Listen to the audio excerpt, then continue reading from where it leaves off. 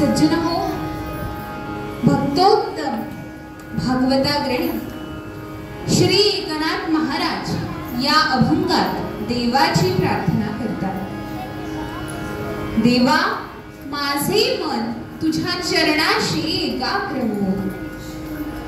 त्या मनाला संसाराच्या संकटात पडू देऊ नकोस. तुझ्या नामाचे स्मरण आणि संतांचा समागम मला सतत भलत्याच भ्रमात गोंधळात मी पडणार नाही असे कर.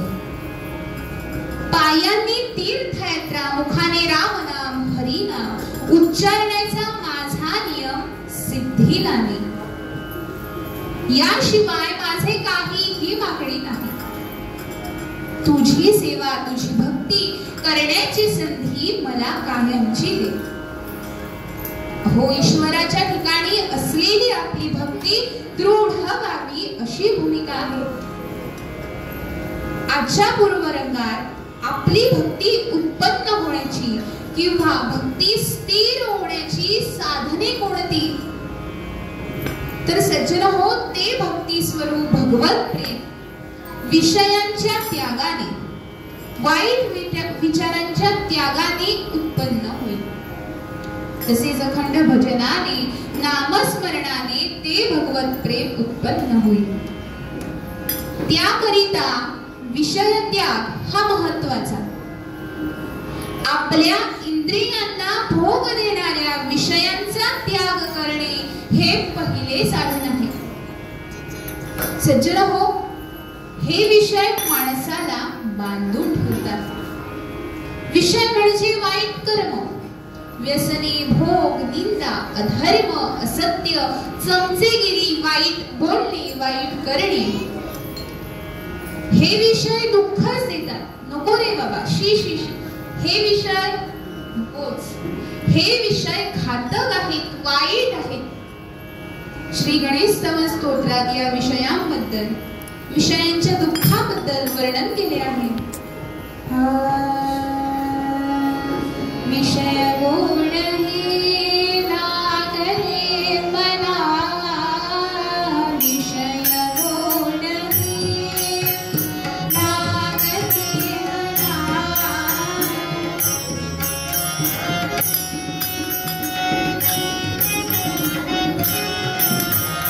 विषय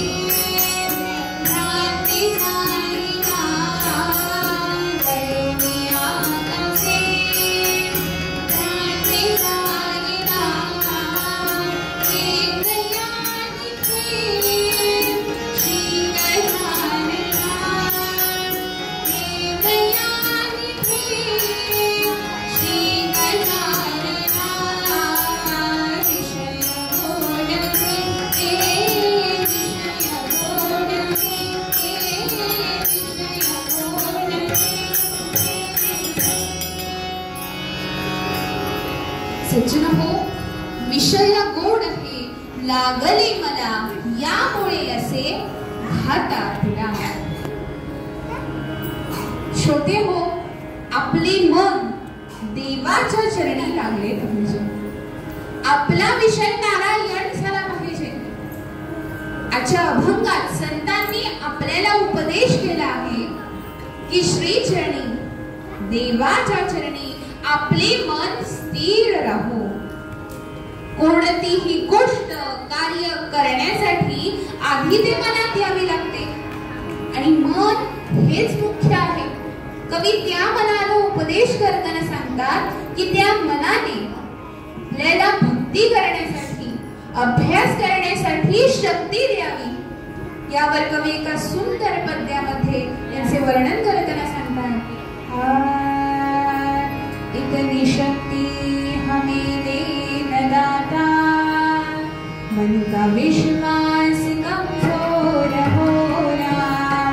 इतनी शक्ति हमें दे न दाता, मन का विश्वास कमजोर होना.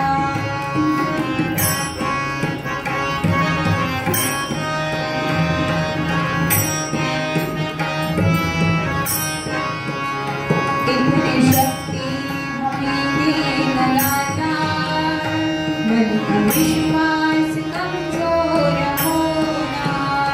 हम चले करते पे हमसे भूल कर भी कोई भूल होना.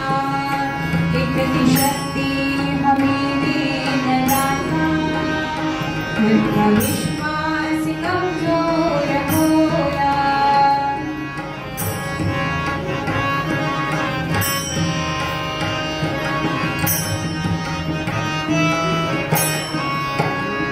दूर अज्ञान में हो तेरे, तू हमें ज्ञान की रोशनी दे.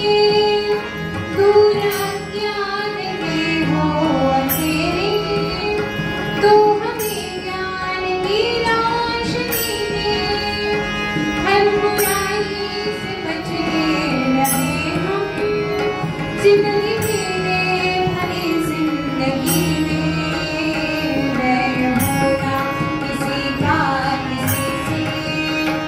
भावना मन में बदले की होना. हम चलेंगे करते हमसे भूल कर भी कोई भूल होना. इतनी शक्ति हमें दे न दाता, मन का विश्वास कमजोर होना. मन का विश्वास कमजोर होना. मन का विश्वास कमजोर होना. श्रोते हो, आपले मन खंबीर असावे. आपल्या मनावर आपला विश्वास असावा. कुठल्याही चांगल्या कार्यासाठी आपले मन खंबीर पाहिजे. जो मनाने खंबीर आहे तो आयुष्यात खूप काही करू शकतो. सज्जन हो, आपल्या मनावर ताबा पाहिजे. जर आपल्या मनावर ताबा नसेल तर आपले जीवन अशांतीकडे जाते. सत्याची कास सोडून माणूस असत्याच्या वाटेने जातो आणि इच्छा मात्र सुखाची करतो. समर्थ रामदास स्वामी मनाला उपदेश करताना सांगतात,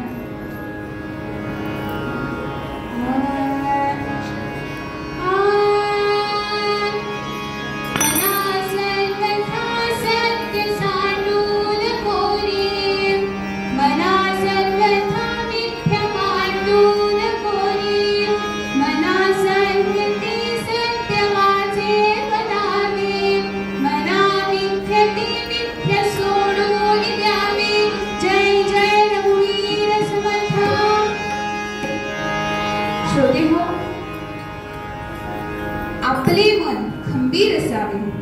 माणसाच्या वागण्यातून, बोलण्यातून, कामातून, पूजा उपासनेतून, व्यवहारातून ज्यावेळी सत्य संपते म्हणजेच आपण सत्य सोडतो, त्यावेळी असत्य आपल्या जीवनात वाढू लागते आणि असत्याबरोबर पापही वाढू लागते आणि आपले जीवन नाशाकडे जाते. म्हणून समर्थ सांगतात, खोटे बोलू नका आणि सत्य सोडू नका. पूर्वी वडीलधारी माणसे आपल्याला उपदेश करीत असत. त्याला आजीचे बोल म्हणतात. सकाळी उठून देवास भजावे, गुरुसी वंदावे, जीवे भावे.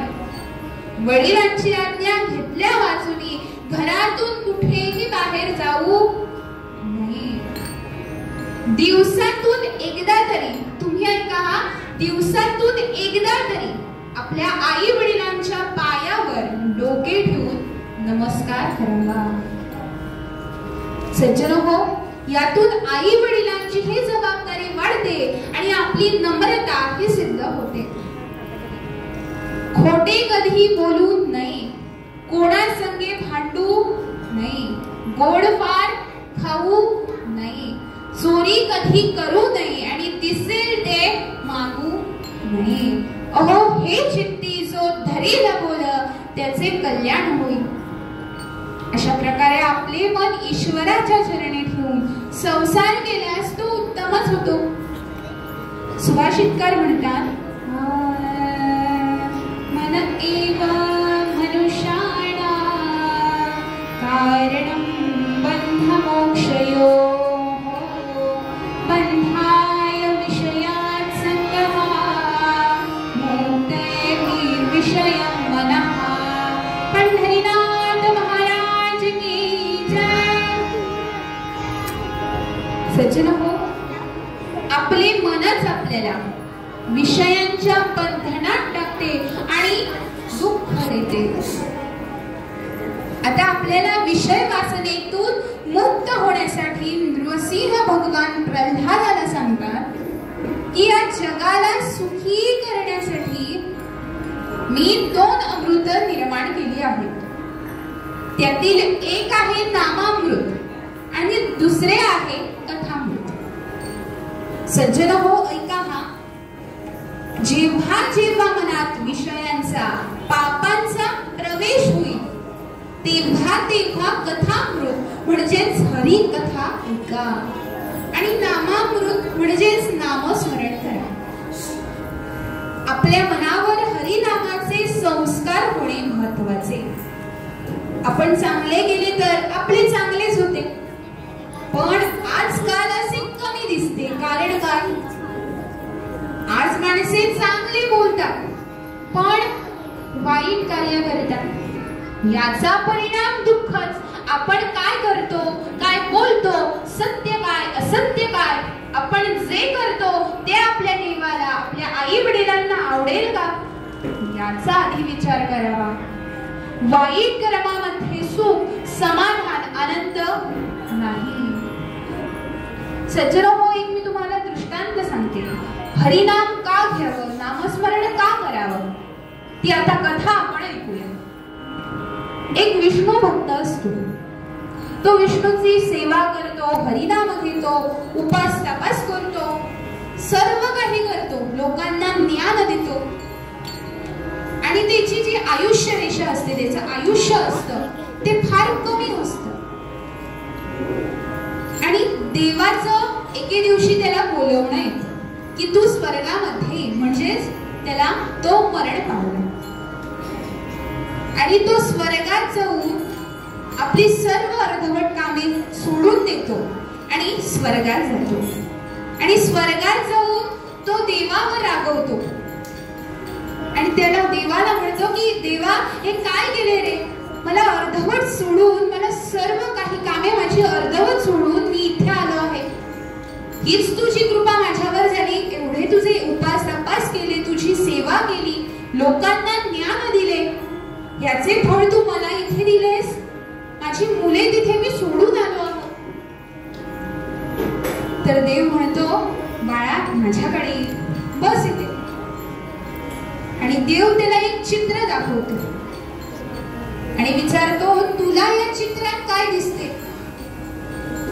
तर तो भक्त म्हणतो, मला या चित्रात समुद्र दिसतो, वाळू दिसते आणि लाटा येतात जातात हे दिसते. देव म्हणतो, एवढेच दिसतं का तुला? तो म्हणतो, हो. तुला तिथे पावलांचे ठसे दिसत नाहीत का? अरे तुझा एक ठसा जो, 2 ठसे जे आहेत ते माझे ठसे आहेत आणि दुसरा ठसा जो आहे तो तुझा आहे आणि हा समुद्र जो आहे तो तुझा जीवन मरणाचा दृष्टांत आहे, तुझा प्रवास आहे. तू जेवढी तू कामे केलीस तो तुझा हा समुद्र तुला दिसतो, तो तुझे जीवन आहे. तर तो म्हणतो ही पावले कशाला इथे आहेत, तर जेव्हा जेव्हा तू संकटात होतास तेव्हा मी तुझ्या बरोबर होतो, कारण तू नामस्मरण केलं होतंस, हरिनाम घेतलं होतंस. आणि पुढे जाऊन तो चित्र बारकाईने बघतो आणि त्याला एक दोनच ठसे दिसतात. तो विचारतो देवाला, अरे देवा इथे दोनच ठसे का दिसतात, म्हणजे तू मला मध्येच कुठेतरी सोडून गेलास, म्हणजे इथेही तू सोडून गेलास आणि तिथेही सोडून गेलास. तर तो देव म्हणतो, अरे हे जे ठसे आहेत बघ, दोन ठसे, तेव्हा ते माझे ठसे होते, कारण तू जेव्हा संकटात होतास तेव्हा मी तुला अलगद उचललं आणि माझ्या बरोबर घेऊन गेलो होतो. तुला संकटात मी पाडले नव्हते. कारण काय, तू अखंड हरिनाम घेतलंस, माझं ध्यान केलंस, लोकांना ज्ञान दिलं, हे तू सर्व काही केलंस म्हणून तुला हे माझ्याकडून फळ मिळालं. आता तुझ्या कुटुंबालाही उत्तम फळ मिळणार. कारण काय, तू भक्ती केलीस म्हणून. तर सज्जनो, या कथेतून आपल्याला काय शिकवण मिळते, तर आपण सतत त्या देवाचं हरिनाम घ्यावं, त्याचं ध्यान करावं. सज्जनो, आपल्या विषयांच्या ध्यानातच आपला कितीतरी वेळ वाया जातो. टीव्ही आपल्याला एकाच जागी बांधून ठेवतो, मोबाईल आपल्याला अडकवून ठेवतो, तासनतास आपण त्यात अडकले जातो. फेसबुकला, व्हॉट्सअपला, इंस्टाग्रामला गेम खेळायला एकदा बसल्यावर 2-3 तास कसे गेले हे कळतच नाही. या विषयांचे ध्यान करण्यापेक्षा देवाचे चिंतन केले, आपला अभ्यास केला, काही कलागुण आत्मसात केले, नित्य नियमित देवाचे नामस्मरण केले, आईला घरात थोडी मदत केली, आपला अभ्यास केला, तर देव रक्षणाकरिता येईलच. त्याकरिता आपल्या जिभेला नामाचा चाडाच लावून घ्यायचा, म्हणजे या सवयीने आपल्याला नामाची आपोआपच आठवण होईल. नामात गोडी येण्यासाठी नामच घेतले पाहिजे. मुलांना, तुम्ही तुमच्या मैत्रिणींची किंवा मित्रांचे नाव घेता, तसंच तेच नाव तुम्ही देवाचं घ्यावं. त्याला तुम्हाला पैसे पडतात का मित्राचं नाव घ्यायला? नाही. तसंच देवाचं नाव घ्या, त्याची भक्ती करा. तर श्रोते हो, मूळ पद्यात पद्यकार तेच सांगतात, देवा माझे मन लागो तुझे चरणी, देवा माझे मन लागो तुझे चरणी.